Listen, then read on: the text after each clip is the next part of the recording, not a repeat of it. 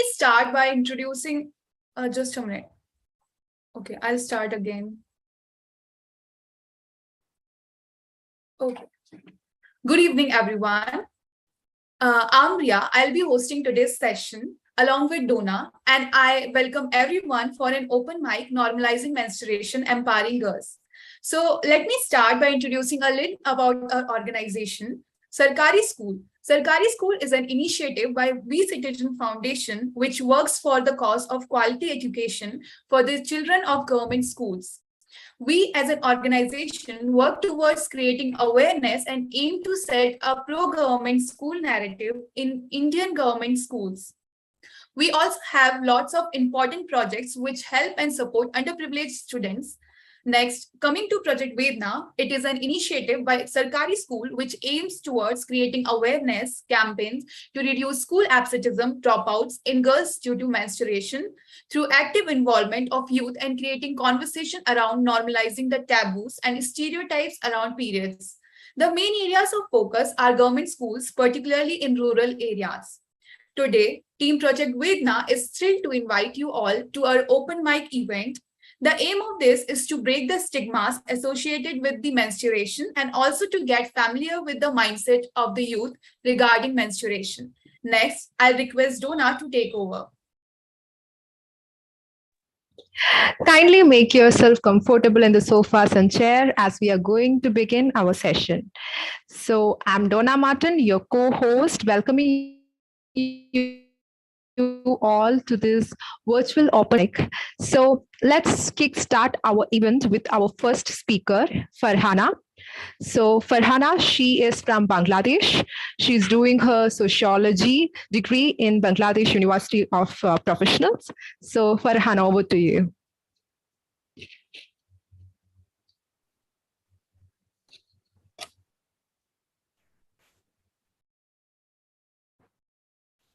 Hello everyone, I am Farhana Hakriya. First, I want to thank Sarkari School from the bottom of my heart for giving me this amazing floor and opportunity.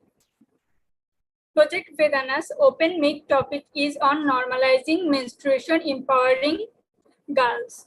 Now I am going to give a short speech on it. Every month, when the time for a girl's period comes, millions of adolescent girls throughout the world experience a dreadful cycle of pain, discomfort, embarrassment, fear, and solitude. Girls frequently use substitute materials like dirt, leaves, or animal skins to attempt and absorb the menstrual flow because access to sanitary items like pads, tampons, or cups is typically limited in low and middle income nations. It is uncommon or sustainable to have access to appropriate and hygienic infrastructure such as wash, removal systems, soap, and water for washing, and secure private and accessible restrooms. Due to the lack of facilities and the shame and fear of being exposed during their period, many adolescent girls are forced to escape. As a result, in many rural settings with limited resources, adolescent girls who are already at a disadvantage due to social norms miss a quarter of their opportunities to receive an education. According to 2019 NGO Dasra, 23 million girls drop out of school each year due to inadequate menstrual hygiene management facilities, which include sanitary napkins availability and education about menstruation. Another report in a 2021 study by Toybox, a UK-based charity for homeless children, claims that at least 1 in 10 females in India under the age of 21 cannot afford period products and end up utilizing hygienic alternatives, forcing some to stay home from school. On the other hand, social exclusion and a lack of knowledge about menstrual hygiene and are leading many girls in India to leave school early or suffer social isolation for the occurs of each monthly cycle. Girls still experience a variety of sorts of discrimination during their periods, including being denied access to specific foods, places like kitchens and temples, and on rare occasions, even having to spend a few days in an outhouse. These social norms are enough to make a female sorry, enough to make a female student drop out of school. Every health adolescent girls experience menstruation regularly. However, significant adjustments are required to promote wholesome social standard and ultimately bring about behavioral change. For adolescent girls to manage their periods, the government must support them by providing the necessary infrastructure, sanitary product access, and gender equity. Community leaders, health workers, and teachers are perfectly positioned to negate menstrual stigma, and parents and wider family members need to be educated about their cultural traditions, which might unintentionally cause harm to women and girls. But to establish sustainable social change, education is key. All girls and boys must be educated about menstruation and reproductive health to empower them to talk comfortably and candidly about periods and sexual health. Some experts who have studied the issue closely believe that age appropriate promoting sex education is the necessary solution. They say sex education not only imparts scientific information about bodily process like menstruation, but also covers a wide range of issues from intimate relationships, gender identity, sexual orientation, and most importantly, the importance of consent and responsibilities, including contraception. If we want to see some example of good work, of course, we will find out that so many women are doing amazing work and menstruation isn't able to control them. Women bleed, so what? Bleeding can't stop us because we are strong. In the future, we will continue to do so many amazing works. It is time to end their ridiculous silence and shame that surroundings this normal biological occurrence. Menstruation, a sign of good health, must be normalized and celebrated. That's all about my speech. Thank you, everyone. Thank you, Farhana. That was really a stimulating speech, and it was interesting to see how you brought out the statistics and facts related to the period poverty and other related issues. So great job, Farhana. Thank you. So now let's move to the next speaker, Riya Sharma. So Riya Sharma, she is basically from Noida. She's doing her philosophy honors from Gargi College. So over to you, Ria.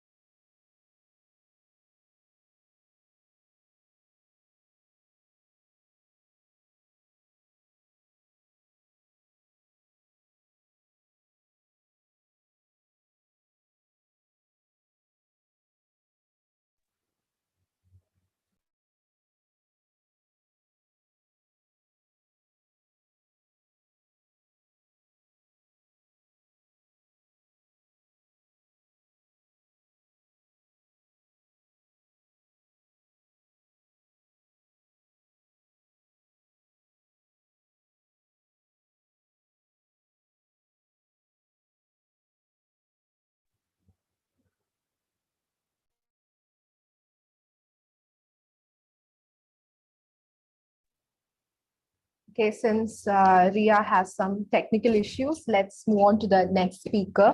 So our next speaker is Andrea. So Andrea is basically from Kerala. So she is doing her undergraduation in business management from Rajagiri College of Management and Applied Science. So over to you, Andrea.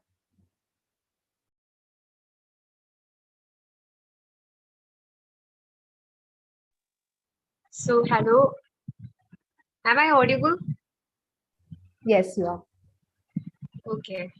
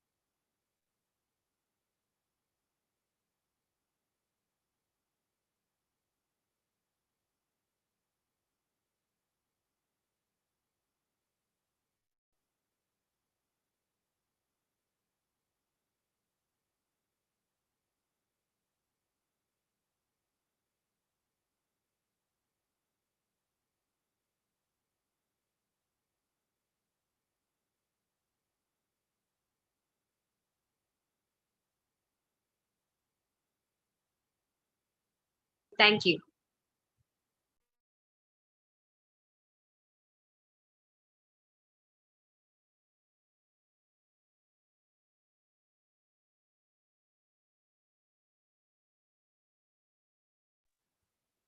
So, with this, now let's move on to our next speaker.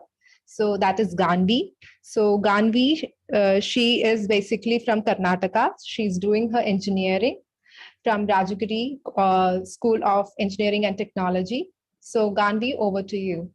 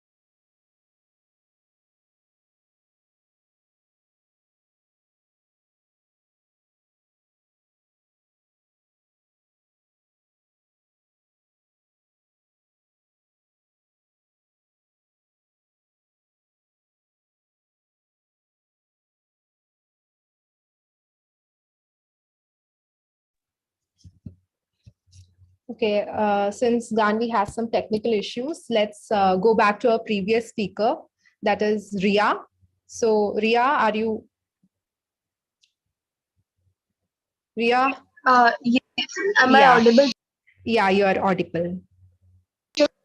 Clearly audible, right? Yes, yes, you are now audible. All the best, Ria. Thank you.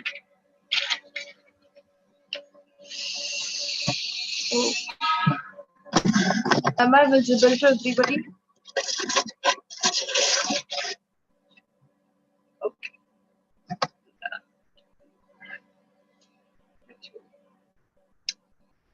So hey everybody, my name is Riya Sharma, currently pursuing political science honors from Gagi College. It's my first day of my periods, and a lot of people have a lot of questions for me. Maybe you should sit this one out. Don't make it much obvious in public. Next time, don't bother your father with these things. Why you wore white today? We all must aware of these questions and must heard about it in our day-to-day life. And when it comes to buy a packet of sanitary pad, we are very conscious about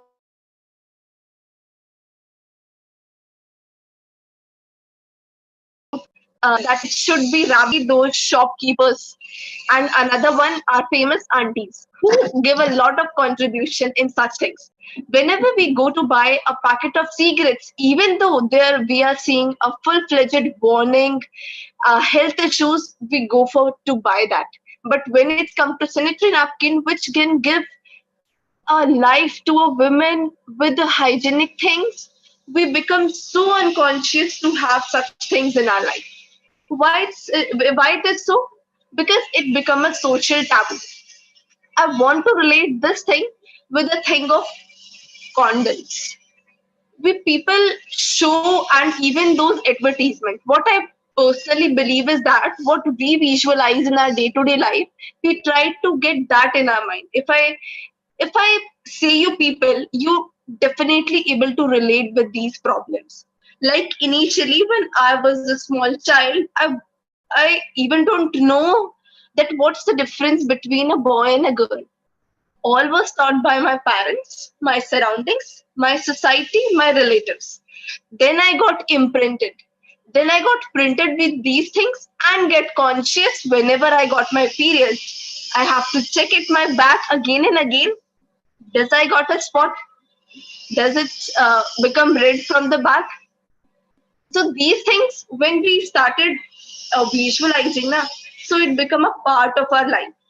And this called gender defined roles, which are very much embedded in our life, plays a huge important roles in making these things very at the higher level.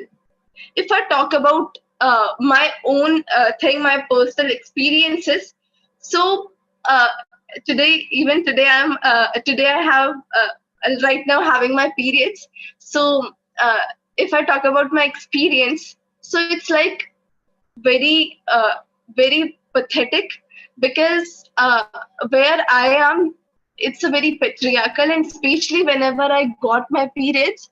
So what my parents try to take, not parents, because father ke saath to we can't speak it. It's a huge restrictions. But when we got our periods, our mother taught, don't be so obvious with your father with these things.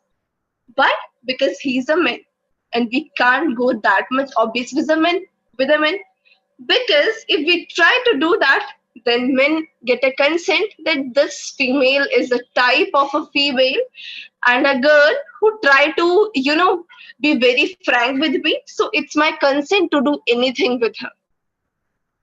I hope you all are getting and be able to relate my things, what I am here trying to tell.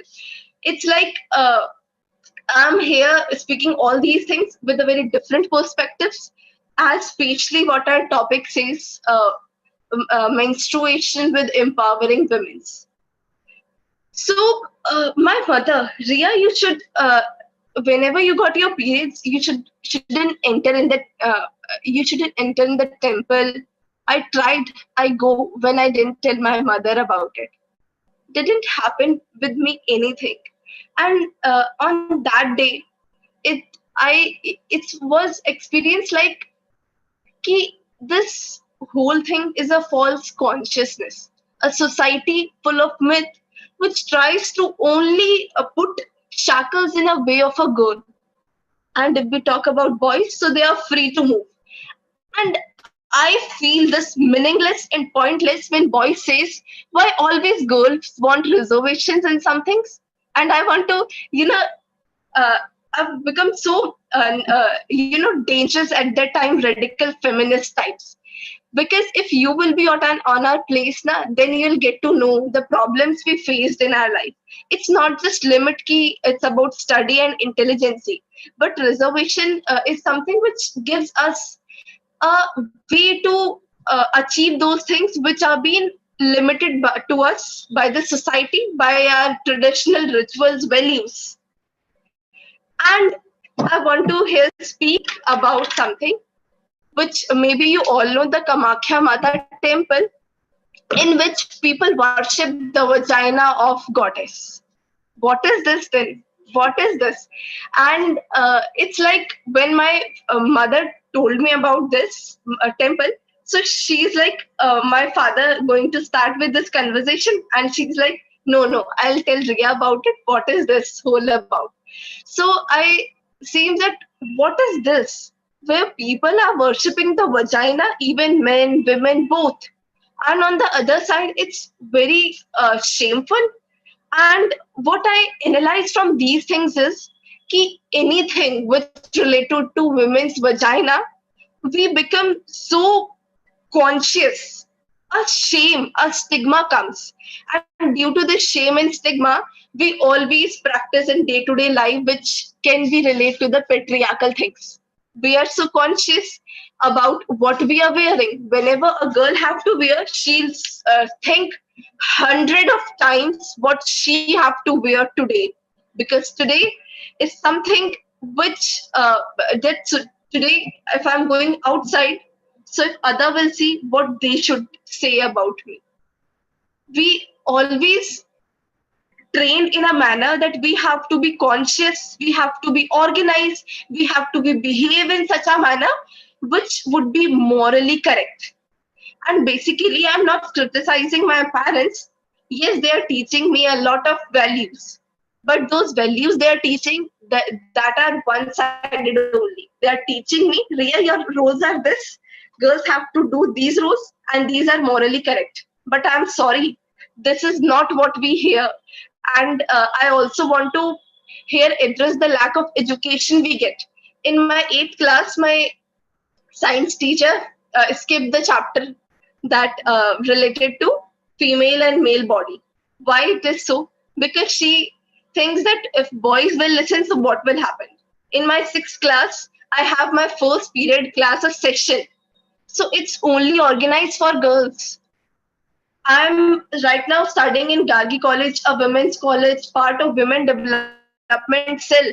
But I'm sorry that these societies are working for a cause. Sorry, not working for cause, only just for the sake they are working. In my period documentary session in WD, Women Development Center of my college, a high comment was given by a girl. She said, there is meaningless, Ria, to show the periods documentary in a girls' college. You should go and organize these campaign in co-ed college. Because we are already know our things. We have to tell others about our problems.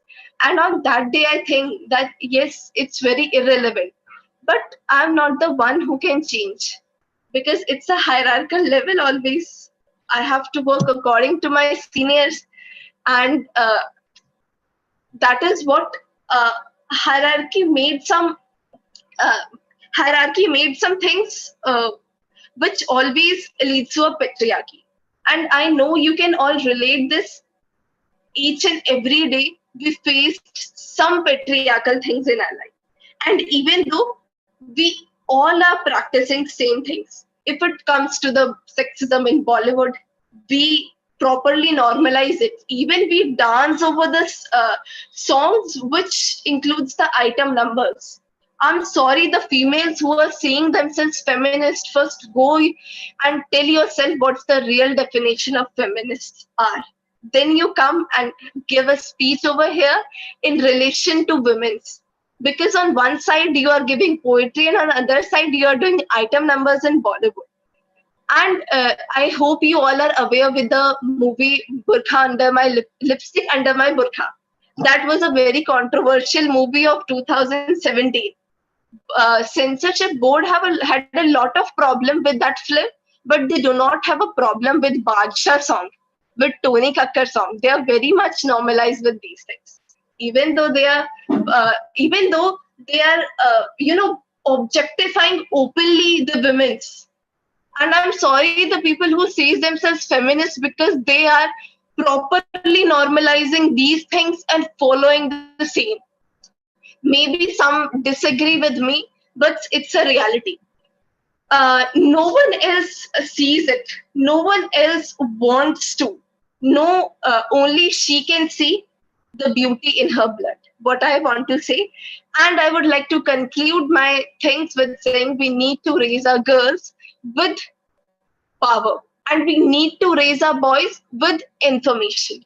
I want girls to be proud of who they are, of their body, what they are, what they can do, and what they want. They should have ambition to achieve that. I dream of a future where menstruation is not a curse, not a disease, not a shame, and not a stigma, but a welcoming change in a girl's life. Thank you, everybody. Thank you, Ria. That was really an enriching speech. Great job. So now I will hand it over to the host, Ria Tiwari.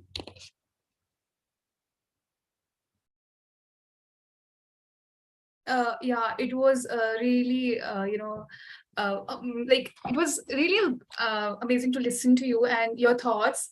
It was really inspiring, and I would also like to share something. So, as you said that there are a lot of stigma which which exists today, even today. So even when I go to my home, my grandmother, she always like, you're a girl, you shouldn't do this, you're a girl, you shouldn't do this. So I really feel like even though I try to I study here in LSR in Delhi, but still, I even try to tell her, I even try to talk to her, it's not like that, girls are now, everything is changing, but still, she always stick to this thing, you are a girl, you are supposed to be like, I'm always like, why am I supposed to be like this? Who made this criteria that girl is supposed to be like this?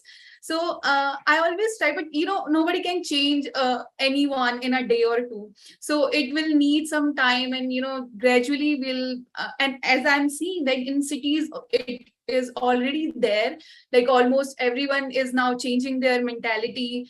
So yeah, I'm really looking forward for that change. Yeah, anything you would like to add, Donna? Yeah, as you pointed out, I think I personally feel that both the developed and developing nations both really face this issue of period poverty. And I think this normalization could be possible only through menstrual literacy by giving awareness programs and conducting open mics such as this. So that's it. Okay. So at the end, I would like to thank everyone for joining today's session. Through such session, we just want to throw light upon these things by fulfilling the aim, by breaking the stigmas associated with menstruation, and also getting familiar with the mindset of youth regarding menstruation. I would like to also thank Abhishek sir, founder of Sarkari School, Prapti, the leader of Project Veda, and Shrishti. Now I would request everyone to please get ready for a group photo. I mean, screenshot, yeah. Just a minute.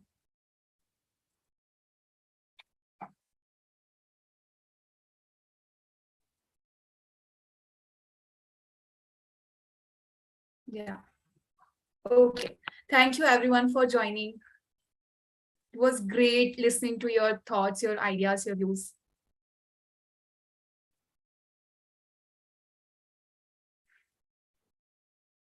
Thank you too.